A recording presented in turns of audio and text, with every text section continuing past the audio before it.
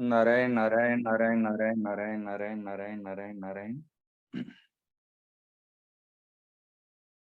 श्रद्धेय स्वामी जी महाराज जी के श्री चरणों में सब साधक साधिकाओं की तरफ से हार्दिक प्रणाम। सबको सप्रेम हरिस्मरण। प्रसंग चल रहा है सर्वत्र भगवान को दर्शन करना।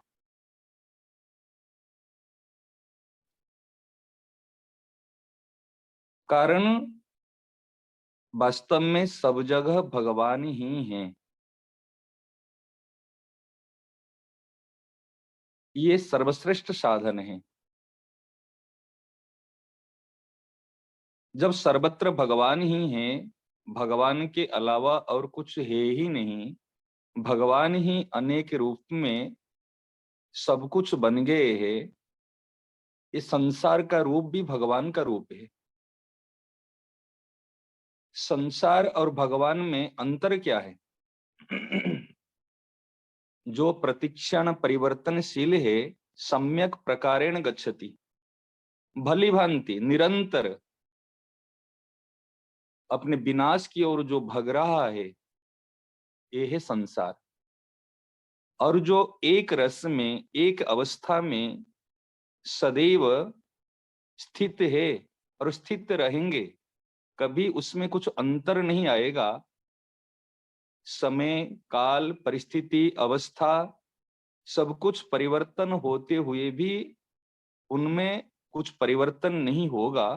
वो है परमात्मा। वो हमारी आत्मा और परमात्मा, हम उनके सनातन अंश है। अंशी और अंश में त्रिकाल में कुछ परिवर्तन नहीं होगा। तो कहने का तात्पर्य, पहले एक सत्ता है भगवान की। जो सत्ता, ये वासुदेव सर्वम क्या है? वासुदेव सर्वम है भगवान की सत्ता को स्वीकार करना। कोई एक तत्व है, एक सार वस्तु है, एक मूल में कोई एक शक्ति है। उसको आप ईश्वर कहो, परमात्मा कहो, भगवान कहो, राम, श्याम आदि आदि किसी भी नाम से कहो, लेकिन एक supreme power of the world, एक विश्व के एक सुप्रीम पावर है, एक परम तत्व है, जिस शक्ति के कारण ये संसार चल रहा है, दुनिया चलती है। कोई एक व्यवस्थापक है, एक इसके कोई ऑर्गेनाइजर है इस मूल के, नहीं तो चलेगी कैसे? तो मूल में महाराज जी ने जो बात कही है, एक सत्ता को स्वीकार करना। कई कई बार हमारे भ्रम क्या होता है, हम भगवान की सत्ता को स्वीकार कर नहीं पाते। क्यों नहीं कर पाते? क्योंकि संसार में हमको विशेषता दिखती है। अरे ये बहुत सुंदर है, ये लड़की ये बहुत सुंदर है, अरे इनके पास में बहुत धन है, इनका बहुत चलती है, इनका बहुत प्रभाव है। तो ठाकुर जी ने, भगवान ने और संतों ने कृपा करे कहा, यदि कहीं पर कुछ प्रभाव दिखता है, कुछ विशेषता दिखती है, वो विशेषता मेरी है और किसकी नहीं है। जिसको कहते विभूति योग। विभूति योग का यदि हम अपने माने साधारण ऐसे बोलचाल के हिसाब से कहे, चमत्कार प्रभाव। दुनिया में चमत्कार को नमस्कार है। अगर कहीं कुछ चमत्कार, अरे इतने बड़े, इतने बड़ी शक्ति है, इतने सारे गुण हैं और इतना सुंदर है, ये जो विशेषता दिखती है, ये विशेषता क्या है? ये विशेषता वास्तव में भगवान की है, जिसको 10वें अध्याय में, 9वां अध्याय में, 7वां में ये भगवान ने विभूति, अपने प्रभाव को वर्णन की, विशेषता को। और भगवान ने कहा, जहां जहां आपको कहीं विशेषता दिखे, वो मेरी ही विशेषता माननी है। तो पहले सत्ता, फिर बाद में महत्ता, महत्व बुद्धि। जहां पर पहले हम मानते ए है, फिर बाद में महत्व बुद्धि होती है। कोई मुर्दे में कभी हमारे महत्व बुद्धि नहीं होती है। हाँ, शरीर चला गया कि हम जानते इनमें जान नहीं है, उनमें वो इनके अस्तित्व नहीं है। पहले हम अस्तित्व को जब नहीं स्वीकार करते, तो फिर महत्व बुद्धि कैसे होगी?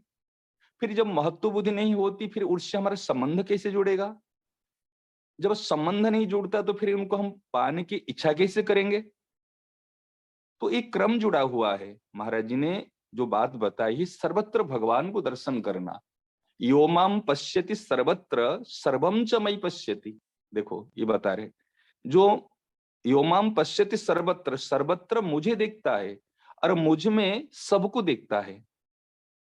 10वां अध्याय के 8 नंबर श्लोक में भगवान बताए, अहम सर्वस्य प्रभवो मतः सर्वम प्रवर्तते इति मत्वा भजन्ते माम बुधा भाव समन्वितः। भजन कैसे होता है कि अहम सर्वस्य प्रभव, जब हमको ये बात समझ में आ जाएगी, इस सृष्टि के मूल मालिक भगवान ही है, भगवान से इस सृष्टि रचना हुई है और इस सृष्टि भगवान में ही है, भगवान से सृष्टि हुई है और भगवान में ही सृष्टि है।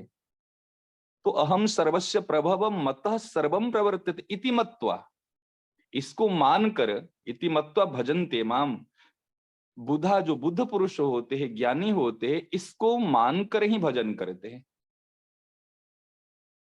वास्तव में हमारे क्या होता, महाराज जी ने जो बताया, आज बात बताई, स्पर्धा सूया तिरस्कारा, एक स्पर्धा होती है और एक असूया और एक तिरस्कार। जब हम दूसरे को अपने से नीचा देखते हैं, दूसरे के प्रति घृणाभाव करते हैं, असूया दोष, असूया दोष सबसे बड़ा दोष है।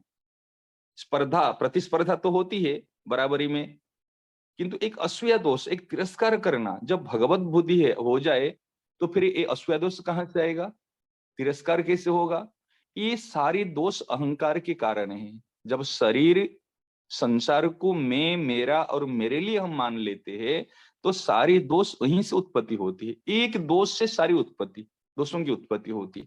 कोई जब एक दोष की तरफ हम दृष्टि जाए, हमने मान लिया क्या है, इस शरीर में हूं, मेरा है और मेरे लिए है, जो कि बचपन से अभी तक नित्य परिवर्तन हो रहा है, ये हमें सबका अनुभव है। भगवान का अस्तित्व है या नहीं, यद्यपि ये अनुभव किसी को नहीं हो रहा है, परंतु शरीर प्रतिक्षण परिवर्तन हो रहा है, ये सबका अनुभव है।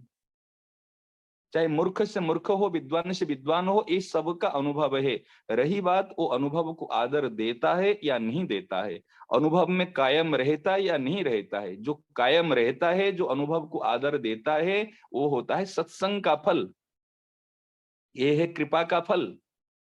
परंतु अनुभव तो सबको होता है, अनुभव में कायम रहना और आदर देना, ये वास्तव में सत्संग की और संतों की विशेषता है। ये सबके जीवन का अनुभव है। तो कहने का तात्पर्य, भगवान ने भी, आप देखिए, भगवान ने जब तक वो सर्वगुह्यतम भूय, जो भगवान कहते गुह्यतम, गुह्य गुह्यतर गुह्यतम, जो गुह्यतम की बात अर्जुन को भगवान ने कही, कब कही, कहे जब उनमें असूया दोष देखे, अर्थात उनमें असूया दोष का अभाव देखे, अर्थात उनमें दोष दृष्टि नहीं थी। भगवान कहते, इदम तुते गुह्यतमम प्रवक्ष्यामि अनसूयवे ज्ञानम विज्ञान सहितम यज्ञात्वा मोक्ष से अशुभात। जो अशुभ है, एक शुभ भी दोष है और अशुभ भी दोष है। इस शुभ अशुभ से जो ऊंचा उठने के लिए मैं तुझे विज्ञान सहित ज्ञान कहूंगा। विचार करो, तो विज्ञान सहित ज्ञान कब कह रहे भगवान? अर्जुन कहते हैं, हे अर्जुन, तेरे में तो मैं तुझे अत्यंत गोपनीय अर्थात विज्ञान सहित ज्ञान मैं कहूंगा, क्योंकि तुझ में दोष दृष्टि रहित, तू दोष दृष्टि रहित है, तेरे में दोष नहीं है, अनसूयवे। और भागवत में बात आई, स्पर्धा शोया तिरस्कार, ये शब्द आया है। तो ये जो असूया दोष होते हैं, ये क्या है? ये है वास्तव में दूसरे में कमी देखना, दूसरे में दोष देखना, जिसको अपने चर्चा की है बुराई रहित जीवन। कभी किसी को बुरा नहीं समझना, बुरा नहीं चाहना, बुरा नहीं करना, नहीं देखना और नहीं सुनना। ये दोष दृष्टि रहित तो होते ही, परनिंदा परचर्चा से रहित तो होते ही, ये वासुदेव सर्वम प्रतिफलित तो हो जाएंगे, साकार रूप में दिखने लग जाएंगे। ये इससे बुराई रहित जीवन से ही वासुदेव सर्वम की सिद्धि होती है और बहुत सहायक है। कोई वास्तव में कोई बुरा है ही नहीं, कोई है ही नहीं। जो बुरा दिखा रहे, ये मेरे में कमी है। और इसके लिए महाराज जी ने बताया, जो सर्वत्र भगवान को देखो, अर्थात भगवान की सत्ता को सर्वत्र स्वीकार करना। भगवान है, भगवान है, केवल भगवान है। इसके लिए क्या करना है, इसके लिए साधन क्या करे? ये अनुभव में आने के लिए देखो, दो प्रक्रिया है। चाहे तो बुराई रहित जीवन को अपनाए साधन क्षेत्र में, तो भी वासुदेव सर्वम की सिद्धि हो जाएगी। यदि सर्वत्र भगवान दर्शन करेंगे, ये भी संत महापुरुषों के कहना अनुसार, आज्ञा अनुसार स्वीकार कर ले, बात को मान ले, स्वीकार कर ले, तो भी दर्शन ये सिद्धि हो जाएगी। और तीसरी बात एक है, जो वासुदेव सर्वम की सिद्धि के लिए केवल नमस्कार करना शुरू कर दे। केवल नमस्कार, ये नमस्कार साधारण नहीं है, ये नमस्कार क्या जानते हैं, ये नमस्कार ही शरणागति है और कुछ नहीं है। ये नमस्कार ही शरणागति है। जितने मंत्र बने हैं नमः स्वस्ति स्वाहा के कारण मंत्र बने। ओम नमः शिवाय, ओम नमो भगवते वासुदेवाय, ये क्या है, भगवान वासुदेव को मेरा नमस्कार है, शंकर भगवान को मेरा नमस्कार है, देवी को, देवी माता को मेरा नमस्कार है। अर्थात मैं उनके सरेंडर होता हूं, सरेंडर हो जाता हूं, समर्पण हो जाता हूं, यही तो है। तो नमस्कार मामूली नहीं। श्रीमद् भागवत महापुराण देखेंगे, श्रीमद् भागवत महापुराण के सार हमने जितने अध्ययन किया और उस संतों की जो इसमें गहराई से जो भागवत में उतरे हुए उनकी वाणी और उनके विचारधारा को हमने पढ़ा, तो उसमें देखने को मिला दो ही चीज है इस संपूर्ण भागवत का सार। एक भगवान का नाम कीर्तन और एक प्रणाम। भगवान का नाम और प्रणाम, जगह जगह आदि मध्य और अंत में एक भगवान का नाम। तो होई राम को नाम जपो जिसको कहते हैं, भगवान के हो के भगवान का नाम को जप करना, नाम स्वीकार करना, इसमें प्रणाम। अंतिम में भागवत में क्या बता दिए, नाम संकीर्तनम यस्य सर्व पाप प्रणाशनम प्रणामो दुख शमन स्तम नमामि हरिम परम। प्रणाम दुख शमन, यदि प्रणाम करने मात्र से हम प्रणाम करेंगे, हमारे जीवन से संपूर्णतया दुखों का समूल नाश हो जाएगा। दुखों का समूल नाश होने का कोई उपाय नहीं है, चाहे तो तत्व ज्ञान हो जाए, अत्यंतिक सुख जो अक्षय सुख सह सुख में प्रतिष्ठित हो जाए तो समूलतया दुख नष्ट हो जाएगा, समता में प्रतिष्ठित हो जाए तब दुख नष्ट हो जाएगा, और सबसे बड़ी बात है भगवान के चरणाश्रित हो जाए तब समूलतया दुख नष्ट हो जाएगा। और जो सरल उपाय है, यदि सबको प्रणाम करना शुरू कर लेंगे तो हमारा दुख नष्ट हो जाएगा समूलतया। अभी हमारा दुख चला जाता है फिर दुख आ जाता है, ये तो समूलतया नष्ट नहीं हो ना। कभी भी जीवन में दुख नहीं आएगा। जो सनातन जी महाराज ने कहा दुख का प्रभाव, दुख क्यों आया, और ऐसा कोई सुख है जिसकी मूल में कभी दुख नहीं हो, ये जीवन मिलेगा हमको। कैसे मिलेगा, सबसे सरल और श्रेष्ठ उपाय है केवल प्रणाम करना शुरू कर ले। ये इसको कहते हम साधन सम्राट। साधना में राजा साधन है, जिसे कहते राजा साधन है, ये साधन सम्राट केवल प्रणाम। प्रणामो दुख समन। तो कहाँ प्रणाम करे, भगवान के मंदिर में जाकर प्रणाम करे। हाँ मंदिर में प्रणाम करो, लेकिन भगवत स्वरूप जो परिवार है, माता पिता भाई बहन जितने भी है, उनको भगवत बुद्धि से प्रणाम करना शुरू कर दे। प्रणाम। एक घटना बता रहे आपको, हम वृंदावन का ऐसे परिक्रमा कर रहे थे कि बच्चों के साथ में अपने नाम जप करते हुए प्रणाम कर रहे थे। उस समय में एक व्यक्ति को देखा, वो व्यक्ति ब्रजवासी है। वो परिक्रमा समय में जिसको भी देखता है राधे राधे, अपन अवस्था अनुसार है।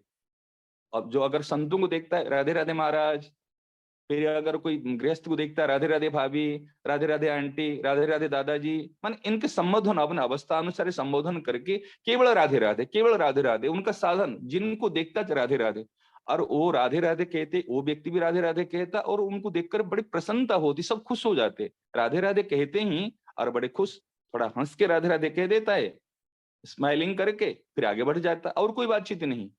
हमारे मन में बात आई, देखो हम भी परिक्रमा करते, वो भी परिक्रमा करते, लेकिन परिक्रमा करते करते सबकी दिल की देखो कैसे जीत लिया, और सब उनके राधे राधे सुनकर कैसे प्रसन्न हो रहे। यही तो प्रसन्नता। अगर किसकी हृदय में जो प्रसन्नता आई है, भगवान तो प्रसन्न हुए। और कौन प्रसन्न हुआ, और उनको दिया क्या, उन्होंने भगवान का नाम दान दिया। करोड़ों रुपया दान देने से बढ़कर भी अगर कोई किसको राधे राधे कहता है, राम राम सा कहता है, ये सबसे बड़ा दानी है। जो नगर अमृत जो प्रभात फेरी निकालते हैं, भगवान का नाम कीर्तन करते, जहां तक भी आवाज जाती है वहां पर सबको पवित्र करा देता है भगवान का नाम कीर्तन। एक एक कीर्तन, एक एक संकीर्तन, एक एक महासंकीर्तन। कीर्तन जैसा हम हरे कृष्ण हरे राम ऐसे कीर्तन जो मिलकर करते हैं वो संकीर्तन, और जो सब समुदाय से करते महासंकीर्तन। तो हम यदि भगवान का नाम उच्चारण करेंगे, इसमें क्या जोर पड़ेगा? राम राम सा। आप मत देखिए जे भाई ये परिवार में ये तो छोटा है, मैं उनको कैसे राम राम करूं? ये तो मेरी अवस्था से ये है, वो तो मेरे पद से भी छोटा है, मैं कैसे राम राम करूं? अरे भैया, चाहे पद से छोटा हो चाहे बड़ा हो, वो नहीं। हम देखे, आपको एक क्या बताए, अपने सूरत में जो गीता भवन है, वो गीता भवन को आते हैं एक वो माने बहुत माने वृद्धावस्था है, वृद्ध होते भी जवान है, वो 4 बजे आ जाते, गीता साधक संजीवनी पढ़ते हैं। वो ये चिरानिया जी भाई साहब है, इनका नाम ले लेता हूँ, चिरानी जी भाई साहब है। वो उनका स्वभाव ऐसा है, वो कभी किसी को, सिक्योरिटी गार्ड को देखेंगे बिल्डिंग में, राम राम भाई साहब। किसी को देखें सब्जी वाला को, राम राम भाई साहब। किसी को भी देखे राम राम सा, राम शाम राम सा। तो सिक्योरिटी गार्ड से लेकर ड्राइवर को, कोई भी देखो, उनको देखकर बड़ी प्रसन्नता है, बड़ी प्रसन्नता, सबके साथ प्रेम। किसी को भी देखे राम राम सा, राम राम सा, राम राम सा। एक बार एक व्यक्ति ने कहा, महाराज जी ये व्यक्ति जब आते बड़ी खुशी होती है, क्यों? कि आते ही हमको पहले राम राम करते, इतने वृद्ध है, वयोज्येष्ठ व्यक्ति है, फिर राम राम। तो देखो, हमने 2 घटना देखी प्रत्यक्ष, उसमें कितनी प्रसन्नता है। इसलिए परिवार में ये मत सोचना ये मेरी बेटी है कि मैं मालिक हूँ, ये नौकर है। मालिक होते हुए भी, बड़े होते भी अगर छोटों को राम राम करेंगे, पाप नहीं लगेगा, कोई इज्जत नहीं घट जाएगी, इसमें तो इज्जत बढ़ेगी और पुण्य ही होगा। और उसमें सबसे बड़ी बात अपने भगवान तो ही है ना। तो आज जो एकादशी है, आज यदि हम इस, देखो बात तो हम सुनते सब दिन, सबको नई नई बातें सुनते हैं, इस बात को जब अप्लाई करें जीवन में, तब तो काम होगा। हम नियम ले ले भाई, परिवार में जिनको भी देखे पहले मेरी दृष्टि पड़े, चाहे पत्नी भी क्यों नहीं हो, राम राम सा। हम छोटे नहीं हो जाएंगे, बच्ची है, राम राम सा। जब राम राम कहोगे, आप इनको भगवत स्मृति, भगवान को याद दिलाए, भगवान की तरफ सन्मुख कराए।